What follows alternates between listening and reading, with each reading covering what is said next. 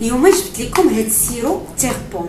هاد السيرو كيلاق للسعال، وكاين الناس اللي كيعرفوا انه كيلاق للسعال، يعني كيلاق للكحه عامره، والناس اللي كيضرهم صدرهم، الناس اللي كتجيهم الكحه بالليل بزاف، هو مزيان للسعال. ولكن المعلومه الجديده اللي غنجيب لكم اليوم هو انه كيلاق حتى الناس اللي كيعانيوا من الجيوب الانفيه، والناس اللي عندهم سينوزيت وعندهم الالم في هذه الاماكن هنايا، هو مزيان ليهم. ولكن الطريقه بان الناس اللي عندهم السعال كيشربوا 3 المرات في النهار من بعد الماكله، معلقه كبيره 3 المرات في النهار من بعد الماكله.